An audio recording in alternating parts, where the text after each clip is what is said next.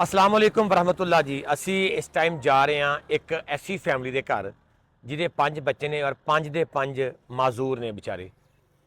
अल्लाह रब्बुल इज़्ज़त उन्होंने अपने हिफ्ज़ो मान च रखे। उस फैमिली का असी घर बना के दे रहे हैं जी। मैं इंशाअल्लाह ताला व फजले खुदा कोशिश करांगे कि असी 10 तो 15 दिनों के विच उहदा घर मुकम्मल कर दईए। उहदा वाशरूम, उन्होंने 2 कमरे, उन्होंने जितना पॉसीबल हो सके फैसिलिटेट करांगे।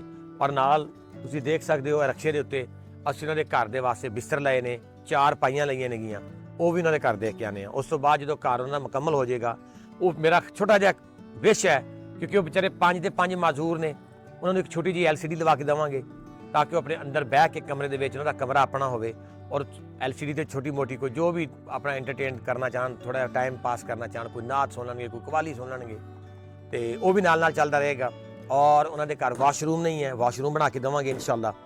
बस मकसद एक ही है अल्लाह ताला की खुशनुदी वास्ते, अल्लाह ताला की रजा समझ के कि अल्लाह पाक।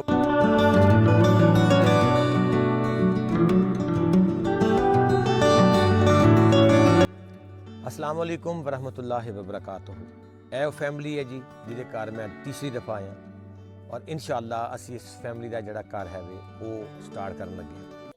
Just for humanity welfare foundation के उन्होंने डोनर का शुक्रिया अदा करांगा जिन्होंने जिस खूबसूरत इंसानों ने just for humanity welfare foundation के जेरे नाल जुड़े खूबसूरत इंसान अल्लाह रब्बुल इज़्ज़त उन्होंने सलामत रखे। असी इंशाअल्लाह इन्हों का जो भी पॉसीबल हो सके इन्हों का दुख घट करने की कोशिश करांगे। मैं बहुत बहुत शुक्रिया अदा करांगा अपनी प्यारी भैन का जिन्होंने इनिशिएटिव लिया और बड़े दिल नाल कहा कि परवेज़ भाई तुसी जाओ और उन्होंने जिंदगी में जो पॉसीबल हो सकता है, जितना पॉसीबल हो सकता उन्होंने जिंदगी में सुकून वाली सैड पर लैके आओ, उन्होंने जिंदगी कुछ खुशी लैके आओ, कोई बेहतरी लैके आओ। मैं शुक्रिया अदा करांगा यूके तो अपनी सिस्टर का, अल्लाह ताला उन्होंने सलामत रखे और हमेशा सलामत रखे।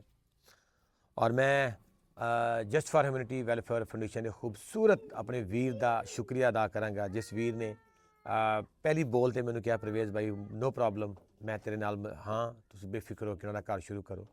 अल्लाह ताला अपने हबीब के सदके इस कार्य खैर दे विच हिस्सा मिलाने वाले खूबसूरत दिल वाले खूबसूरत इंसान अपनी हिफ्ज़ो ईमान च रखे और सलामत रखे। असी अज इन्हों के वास्ते इन्हों का घर सुबह शुरू हो जाएगा। इट्टां इन्हों दी आ गई ने, सीमेंट आ गया, बजरी आ गई है, रेत आ गया, जो जो मटीरियल थी वो आ गया। सुबह इंशाअल्लाह बशर्ते जिंदगी इन्हों का घर स्टार्ट हो जाएगा।